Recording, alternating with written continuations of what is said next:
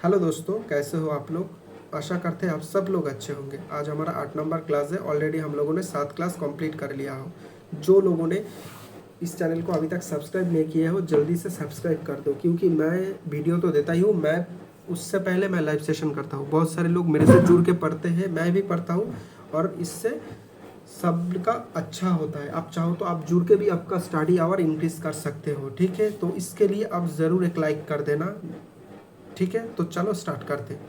क्या बोला है, पहले आप क्या करोगे, क्वेश्चन को देखोगे, खुद से करने की कोशिश करोगे, देन अगर नहीं हो जाए तो सॉल्यूशन भी आप एक बार देख लेना। ठीक है, तो find the area of A sector with an. और एक बात, एक इम्पॉर्टेंट बात, आप चाहो तो मेरे वीडियो को मैं थोड़ा इंग्लिश क्या बोलता हूँ, हिंदी में थोड़ा मेरा वीक है, तो आप थोड़ा वीडियो को जो स्पीड है वो थोड़ा इंक्रीज कर दो। 1.25 या 1.5 पे आप देख सकते हो, उसके आप एक्सपीरियंस अच्छा होगा। तो find the area of A sector with an arc length 44, मतलब एक एरिया ऑफ सेक्टर दे दिया गया है जिसमें आर्क लेंथ 44 है, with substance and central angle 30 degree. ठीक है, तो आपको बोला है एरिया निकालने के लिए। तो आप जानते हो सेक्टर का जो एरिया, उसका फॉर्मूला क्या होता है। इस पेन को मतलब पेन में ए ले लेता हूँ। तो एक एरिया जो होता है वो होता है, क्या होता है, half into R into S. R जो होता है रेडियस। तो हमारे पास देखो, हमारे पास एस तो है, हाफ एस तो है, इसका वैल्यू 44। आर का आर हमारे पास नहीं है, तो हमको हर आर निकालना पड़ेगा। तो आर निकालने के लिए हम लोग एक फॉर्मूला और जानते हैं, R equals to S, sorry R theta equals to S होता है। ये फॉर्मूला याद कर लो। और वो जो थीटा होता है ना यहाँ पर, ये थीटा होता है रेडियन पर। किसमें, रेडियन।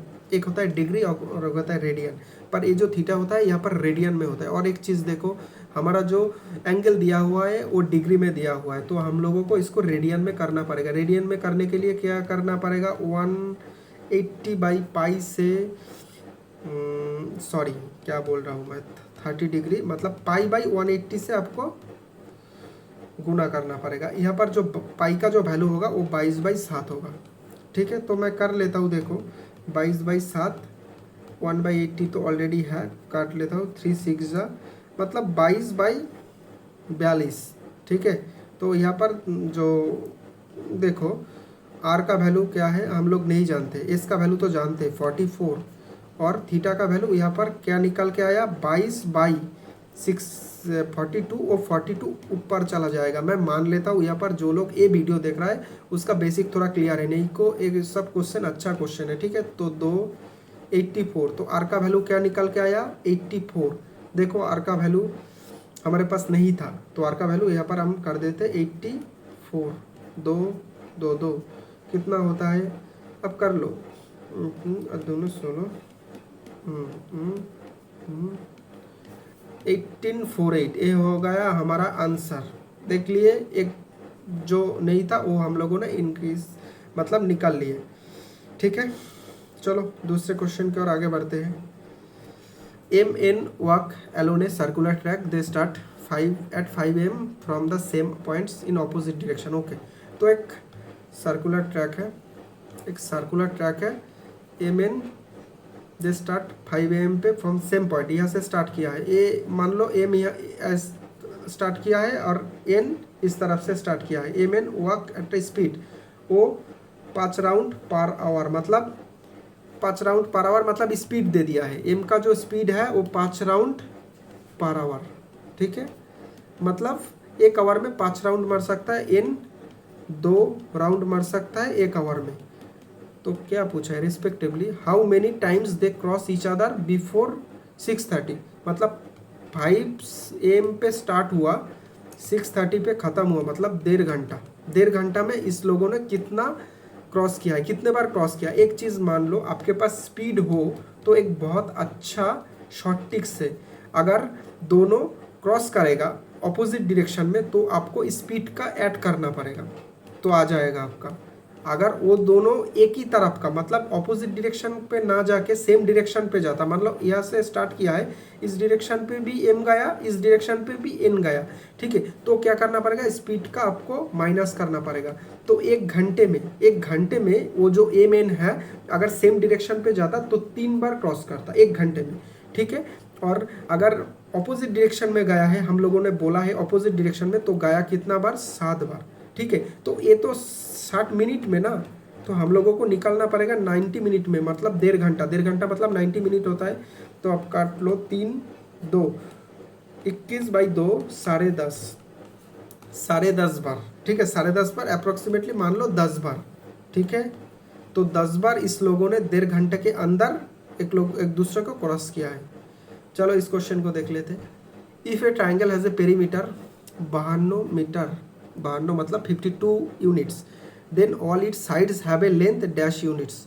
मतलब क्या बोला है, मान लो एक ट्राइंगल है, इसका जो पेरीमीटर है, मतलब ए बी सी हम लोग नहीं जानते उसका साइड क्या है, अलग है कि सेम है, तो ए बी सी डी उसका जो वैल्यू है वो है 52। ऑल इज साइड है, मतलब एक साइड कितने से ज़्यादा नहीं हो सकता, मतलब कितने से कम ही होगा। देखो यहाँ पर क्या दिया है, यहाँ पर जो आंसर में दिया है 26 से कम ही होगा, 20 से कम होगा, 24 से कम होगा ना, 18 से कम ही होगा। ऑल इट्स साइड मतलब इससे ज़्यादा तो एक भी साइड नहीं जाएगा। ठीक है, तो क्या करोगे आप, देखो ए बी सी आप जानते हो 52 होता है, और एक ट्राइंगल का हम लोग एक प्रॉपर्टी जानते हैं, ए बी सी मतलब हम लोग जानते हैं कोई ट्राइंगल का 2 बाहु का ऐड तीसरे बाहु से ज़्यादा ही होगा, और 2 बाहु का जो माइनस वो तीसरे बाहु से कम ही होगा। ये ट्राइंगल का प्रॉपर्टी होता है, ट्राइंगल फॉर्मेशन का प्रॉपर्टी होता है। ठीक है, तो ए बी सी से ज़्यादा, तो हम लोग एक चीज़ कर लेते हैं, यहाँ से हम लोग देख लेते हैं एक चीज़, चला जाता है क्या, प्रॉब्लम है भाई। अब मैं ना थोड़ा बहुत इसको चेंज कर लेता हूँ। ए बी सी 52, ठीक है, और हम लोग ये प्रॉपर्टी जानते हैं, मैंने अभी बोला ए बी हमेशा सी से क्या होगा, ज़्यादा ही होगा। तो ए बी प्लस सी, तो हम लोग यहाँ से एक काम कर लेते हैं, ए बी बहन सी को इस साइड ले जाते हैं, तो ए बी क्या होगा 52 माइनस सी होगा, और ए बी हम लोग क्या जानते हैं सी से ज़्यादा होगा, तो 52 माइनस सी ग्रेटर देन सी, तो 2c को उस साइड ले चले जाते हैं, 52 रह जाएगा, मतलब c 26। तब मतलब क्या बोला है, c हमेशा 26 से कम ही होगा, और c के ओनली c फॉर c नहीं, मैं अगर c को ना मान के यहाँ पर b मान लेता, यहाँ पर a मान लेता, c का वैल्यू मैं मतलब निकला, ये मैं बी भी अगर करा होता, ए भी करा होता, तो 26 से कम ही होगा, मतलब ऑल इस साइड जो भी साइड हो 20 साइड से कम ही होगा। ठीक है, ये मान लो, तो इसका आंसर आएगा फर्स्ट वाला।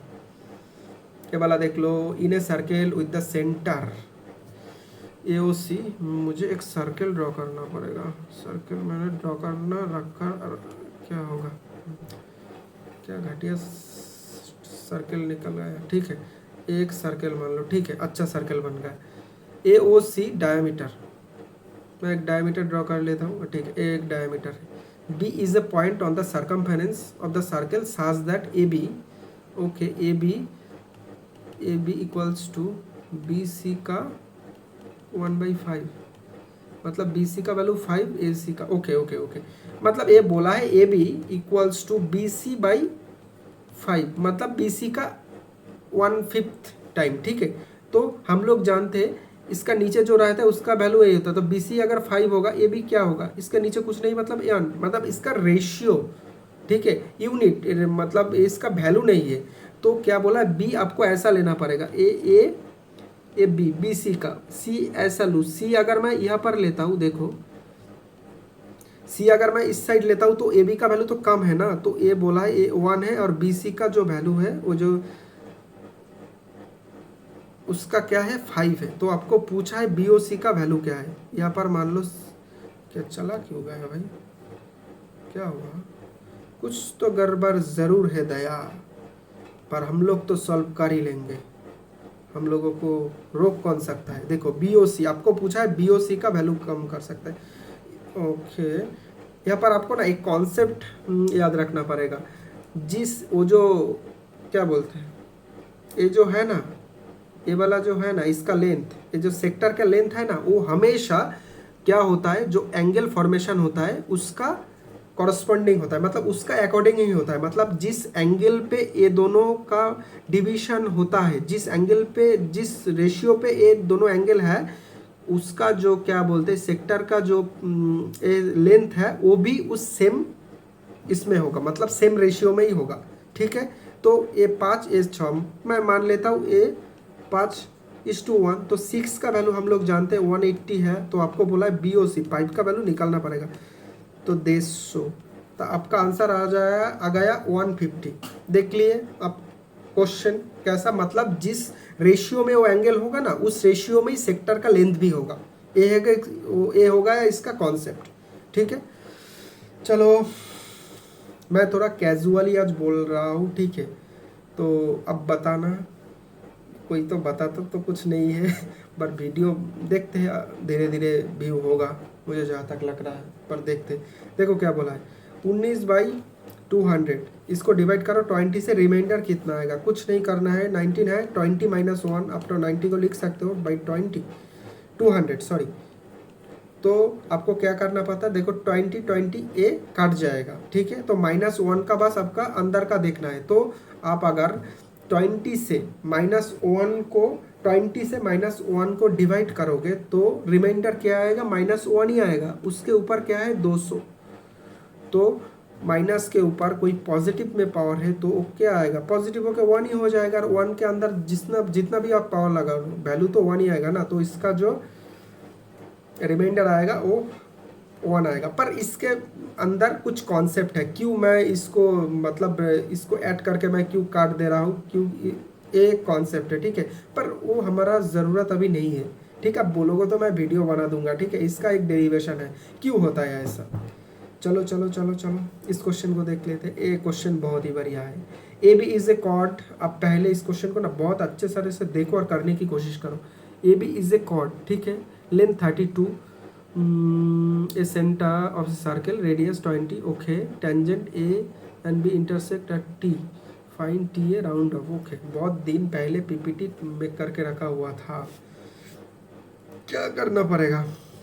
देखो AO का वैल्यू जो बोला है रेडियस 20, ये वाला 20 है, और क्या बोला है length of the chord. Okay, कोई सर्कल के अंदर मैं इसमें इसको दिखा देता हूँ, इसमें से देखो कोई सर्कल के अंदर कोई कॉर्ड होगा और सेंटर से उसके ऊपर कोई लॉम्बो मतलब क्या बोलते हैं परपेंडिकुलर ड्रॉ करोगे, तो हमेशा उसको हमेशा वो जो परपेंडिकुलर है ना वो कॉर्ड को दो इक्वल साइड पे डिवाइड करता है, इक्वल लेंथ पे डिवाइड करता है, क्योंकि इसका प्रूफ भी है, कोई ज़रूरत नहीं है, क्योंकि ये दोनों रेडियस सेम है, ये परपेंडिकुलर सेम है, इसका एक रेडियस है, इस पे बताने वाली कोई चीज़ नहीं है। ठीक है, तो मैं देखो यहाँ पर क्या बोला है, अगर ये देखो ये सेंटर से T तक गया है, मतलब इसके ऊपर क्या बोला है इंटरसेक्ट, टेंजेंट AB इंटरसेक्ट करता है। ठीक है, मैं इसको O और T ऐड कर लेता हूँ, यहाँ पर तो नहीं बोला मैंने, O और T ऐड कर लिया हूँ और मैं मान लेता हूँ ये 90 है, तो ये दोनों समान है यहाँ पर, तो समान है। AB का वैल्यू अगर 32 होगा तो ये मान लेता हूँ P, तो AP का वैल्यू क्या होगा 16 होगा, तो ये वाला 90 है, 60 पाइथागोरियन, ये वाला 12 होगा। ठीक है, अब पूछा है आपको AP का वैल्यू कैसे निकालना पड़ेगा, तो आपको क्या करना पड़ेगा जानते हो, AOT जो एक ट्रायंगल है ना, और AOT और AOP इस दोनों के अंदर आपको ना सिमिलरिटी प्रूफ करना पड़ेगा। कैसे करोगे, देखो AOT के अंदर जो वो एंगल है ना, AOT और AOP, देखो वो जो एंगल है वो दोनों के अंदर है, दोनों के अंदर है सेम एंगल, तो वो तो हो गया। और देखो APO 90 डिग्री एंगल है, और हम लोग जानते हैं अगर बड़ा AOT में OAT ये वाला 90 डिग्री होता है, दोनों 90 डिग्री तो हो गया। तो हम लोग जानते हैं दो एंगल अगर सेम हो जाए तो थर्ड एंगल ऑब्वियसली सेम ही होगा ना, तो APO तो PAO ये वाला से किस सेम होगा ATO, ये वाला एंगल से ये वाला एंगल सेम हो जाएगा। और अगर दोनों ट्रायंगल को हम लोग सिमिलर प्रूव कर दिए तो उसका जो कॉरस्पॉन्डिंग साइड होगा एंगल होगा वो सेम रेशियो में होगा। तो मैंने AOT बड़ा वाला में मैं पहले 90 वाला देख लेता हूँ, 90 वाला का ऑपोजिट क्या होता है OT बाई छोटा वाला का 90 का ऑपोजिट क्या होगा AO। ठीक है, तो बड़ा वाला का मैं देख लेता हूँ, ए वाला क्या होता है 80, और छोटा वाला का जो होता है 16। ओके, बड़ा वाला का, ए वाला का अपोजिट क्या होता है 20, और छोटा वाला इसका अपोजिट क्या होगा 12। तो देखो यह को तो 80 का वैल्यू निकालने बोला है, तो 80 का वैल्यू क्या आएगा 3200/12, मतलब 80/3, 26 के करीब आंसर आएगा, 26 के करीब है, 26.66 देख रहे हो। अब देख लो पहले, बस कॉरस्पॉन्डिंग साइड को मैंने रेशियो को सेम किया है, क्योंकि इस दोनों क्या है सिमिलर ट्रायंगल है। देख लिया आप लोग, क्या बोला है the cost of a diamond varies directly as a square of the weight. या कर क्या बोला है कॉस्ट, प्राइस क्या बोला है किस प्रोपोर्शन में है, स्क्वायर ऑफ द वेट पे है। ठीक है, मैं इसको प्रोपोर्शन को हटा के कांस्टेंट ले लेता हूँ, के को मान के। Once this diamond broke 4 pieces, अगर उस डायमंड, मान लो एक डायमंड है, इसको आप 4 पीस में टुकड़े टुकड़े कर दिए हो, तो उसका वेट का रेशियो क्या है 4321। When the piece were sold, जब पीस आप सोल्ड करोगे तो मर्चेंट गॉट इतना लेस देन द, अगर ये 12 वो सेल करता, अरे 4 को मिला के जब वो सेल करा तो 6300 उसने कम पाया, मतलब कम मिला उसको पैसा। तो फाइंड द ओरिजिनल प्राइस, मतलब इसका ओरिजिनल प्राइस क्या था वो आपको निकालना पड़ेगा। तो अब देखो इसको अपना टोटल सबको x मान लो, 4x 3x 2x 1x, तो हम सिंगल सबके लिए निकालेंगे प्राइस, तो क्या होगा, तो P फर्स्ट वाला के लिए क्या होगा k होगा, और 4x², 4x ए मैंने 4x 3x ए वाला मान लो, तो क्या होगा 16x² होगा ना। P2 के लिए क्या होगा k 9x², P3 के लिए क्या होगा k 4x², और ए वाला क्या होगा x² ओनली, P4। तो इसका प्राइस चारों को मिला दो, तो क्या होगा 16 4 और 13x² k, ये होगा चारों को मिला के। अगर आप चारों को एक साथ मिला के सेल करते हो तो आपको ऐसा आएगा। आपका आप जब टूटा नहीं तो इसका कितना था, चारों को मिला के जो टुकड़े में वो डिवाइड हुआ है वो मिला के कितना था 10x ही तो था ना, 4 3 7 और 3 10x ही तो था जब वो टूटा नहीं था। तो इसका प्राइस क्या होगा 100k², सॉरी क्या होगा p k, और वेट क्या था 10x² होगा, उसका स्क्वायर 100x² होगा। तो देखो मतलब 100k(x²), तो जब टूट गया तो कितना हुआ 30x² के था, तो और जो नहीं टूटा तो इतना था प्राइस, तो कितने का घाटा 17x² के का घाटा। इसका वैल्यू ही दे दिया देखो 63,000 7779, तो x² के का वैल्यू कितना आ गया 900 आ गया। तो हमारा जो ओरिजिनल था, ओरिजिनल प्राइस तो निकालने बोला है, तो 100 के साथ आपके स्क्वायर x कितना निकलना 900, तो 990,000 इसका आंसर होगा। देखो बहुत ही अच्छा सवाल है भाई। ये क्वेश्चन आप देख लो क्या बोला है। देखो इस क्वेश्चन को आप देखोगे ना कुछ आपका दिमाग में आएगा ही नहीं, पर आप कुछ ट्रिक यहाँ पर अप्लाई कर सकते हो। देखो 72 और इसको आप ऐड करके देखो, 72 और 27 को ऐड करते हो क्या होता है 99, कुछ इसका कोई वैल्यू आप नहीं जानते हो, पर आप देखो इसको जब आप माइनस करोगे ना 27, तो आप इसका वैल्यू, इसका मतलब इसका जो मान है वो आप ज़रूर जानते हो। तो 72 - 27 आप करोगे तो 45 ही आएगा। तो हम इसका फॉर्मूला जानते हैं 72 - 27 - 1 प्लस होगा 172 27, 10 45 का वैल्यू क्या होता है 1 होता है, तो इसका वैल्यू 1 होगा। तो हम लोग क्रॉस मल्टीप्लाई कर रहे थे 10 72 10 27 इक्वल्स टू 1 + 10 72 10 27। आप लोग अगर 10 72 - 10 27 इसको इधर लेके आ जाओ, 10 72 10 27 इसका वैल्यू क्या दे दिया देखो 1 दे दिया, देख रहे हो। आई होप आप लोग समझ चुके हो। मैं इस जो क्वेश्चन को बहुत ही कैजुअली मैं करवाया हूँ, हो सकता है आप लोगों को समझ में नहीं आया हो, ठीक है। तो नेक्स्ट वीडियो से मैं थोड़ा अच्छे से ही करने का कोशिश करूँगा, ठीक है। तो आज करने का कोई मूड नहीं था, फिर भी मैं वीडियो को रिकॉर्ड किया, तो कैसा लगा अब प्लीज़ बताइए, ठीक। ठीक है। आप सॉल्यूशन अगर ना भी देखो, आप क्वेश्चन को देखो, क्वेश्चन बहुत बढ़िया है, ये मैं 100% गारंटी के साथ कह सकता हूँ, ठीक है। तो चलिए बाय बाय, मिलते हैं नेक्स्ट वीडियो में। नेक्स्ट वीडियो आएगा हमारा 9th नंबर वीडियो, ठीक है। चलो।